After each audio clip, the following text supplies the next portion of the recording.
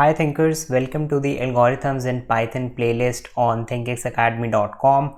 In this video, we are going to start with the binary search algorithm. So basically from this algorithm, you will also learn divide and conquer, which is a kind of very important technique which we will even use in the sorting techniques like merge sort and quick sort also. So it's important that we understand this algorithm because this algorithm can be actually done using two different type of approaches. The first approach is the iterative approach and the second approach is the recursive approach.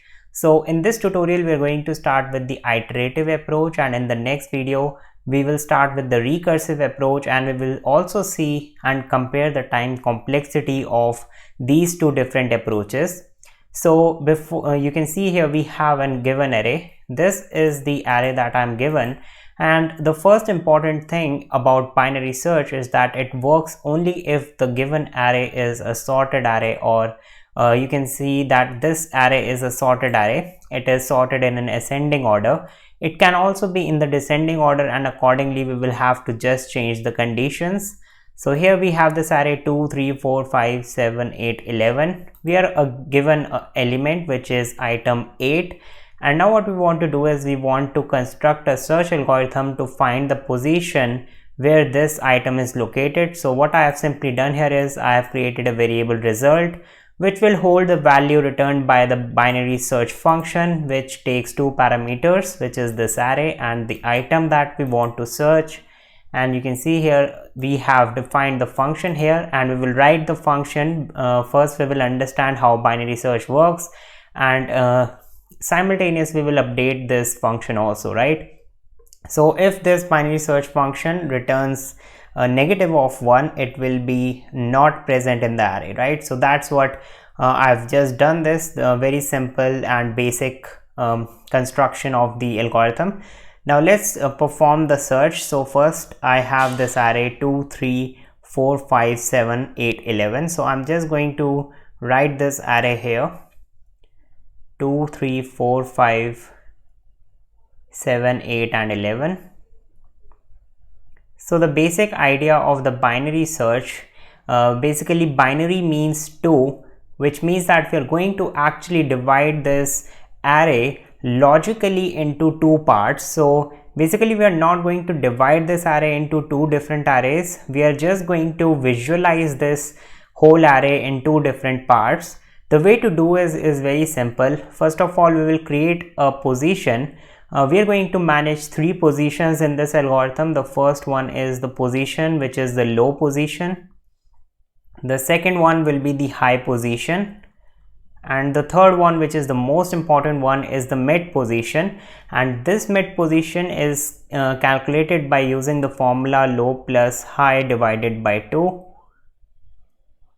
right? Divided by 2. So here we can calculate the value of mid by using this simple formula. Low is given, you can see it is the 0th position since array indexing starts from 0. And then we have the high position. You can see that it is 0, 1, 2, 3, 4, 5, 6. So high is 6. So if I divide 6 by 2, I get a value 3, right? In case when we have an array of odd length, it will give us a decimal value. So what we will do is we will just write a double division sign, which is modulus, and it will actually give the integer part of this whole given equation, right? So 3 is actually going to be the mid position here. So mid is actually going to point to this element, which you can see that this is actual middle position of the given array. Now what is the reason why we are actually considering these three positions?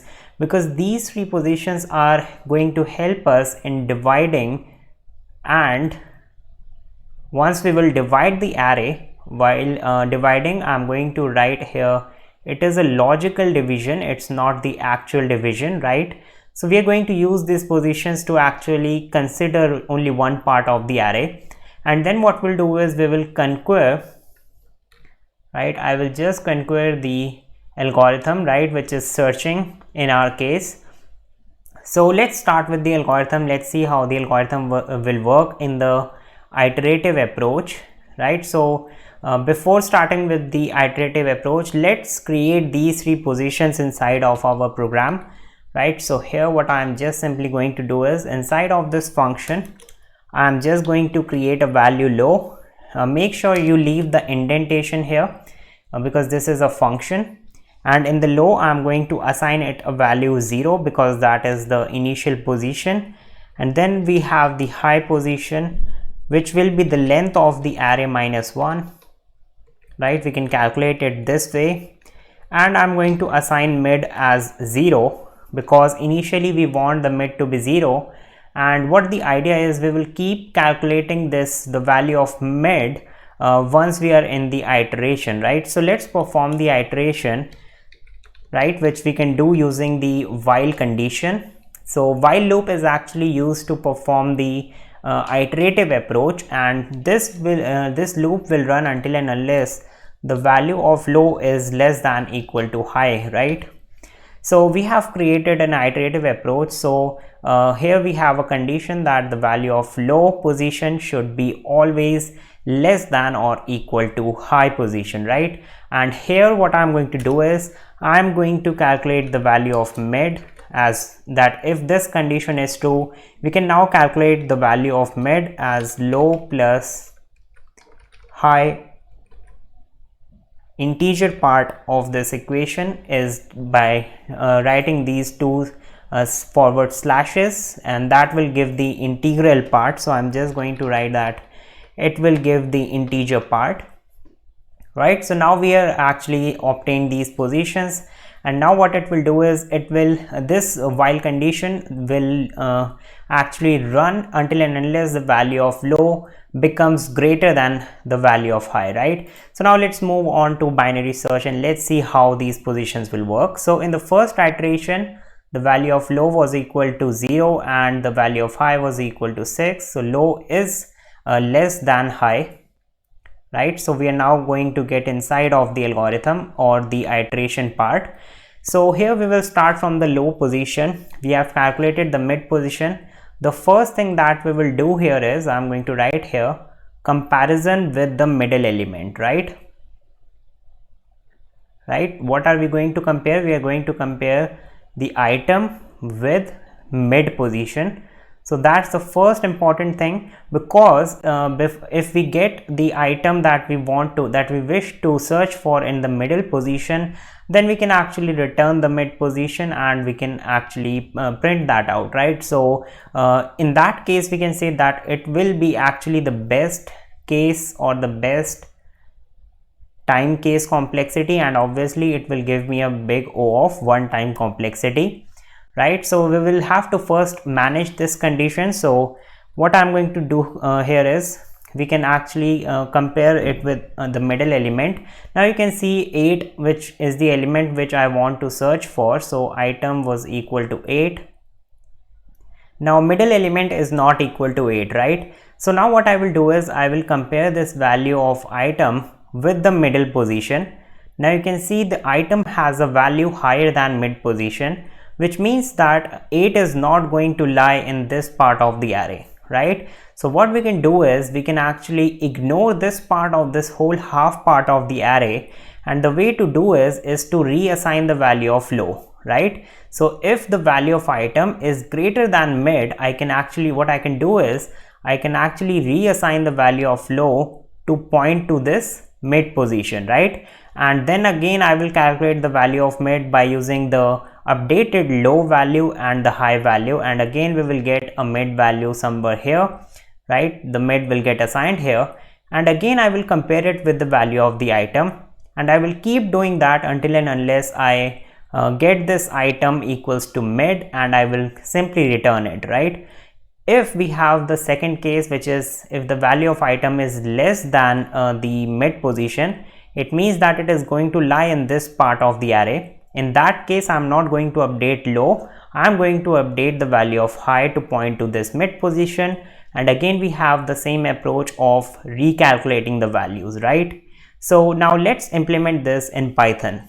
Alright, so let's implement the first case. In the first case, if the value of mid position is equal to the item and basically not item, it should be the array at alright, so I will have to write that if the item, which is 8, is equals to the array mid position. So if I get the value of item equal to the element which exists at the mid position, what I'm just simply going to do here is I'm going to simply return the value of mid, right?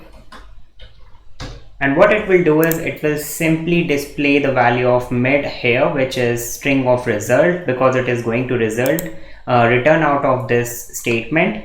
Now let's move on to the other conditions as well. The first condition that I'm going to write here is what will happen if the value of item is actually less than the value of array mid position, right? So it means that if the item is less than the value at the mid position, it means it is going to lie in this part of the array. So what I'm going to do here is I will have to actually assign the value of higher at the mid this mid position.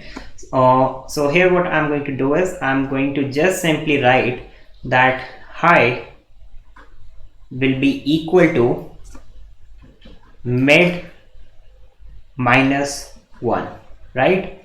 So let's say the value of mid is here, you can see as 3. So high will now, since it is not here, we are going to consider the previous element. So now high is going to point to the mid minus 1 position. And similarly for the other case where I will have if the item that we wish to search for is greater than or the array at the mid position, right? In this case, we will have to update the value of low is equals to mid plus 1, right? So we have these two values here where we are going to update the values of high and low, and it will keep doing that again and again, and it will keep computing the value of mid. So after the high gets updated or the low gets updated to minus 1 or plus 1 position, what it will do is it will recalculate the value of mid, and again it will compare it with the element, and if it gets the element, it is simply going to return that element out of here, right? So this is the whole case here. But here what I can do is, instead of writing this whole case, we can also write that else case, right?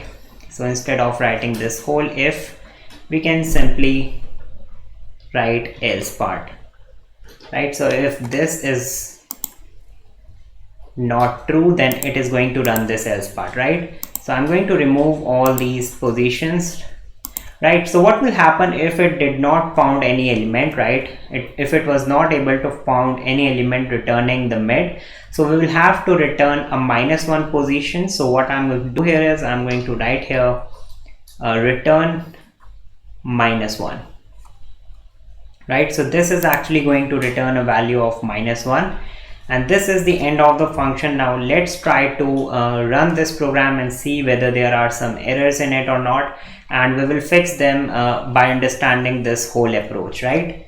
So I'm just going to open the terminal here, and here I'm going to write Python 3 binary search.py. Alright, so you can see here it says found at 5, right? So here we have 8, right? And 8 was actually at the position 5, 0, 1, 2, 3, 4, 5, right? So that's all for this tutorial. If you have liked this video, make sure to like this video and also subscribe our channel, and make sure to ding that notification bell icon. Whenever I will launch a new video and a new course, you will get notified. So thanks for watching.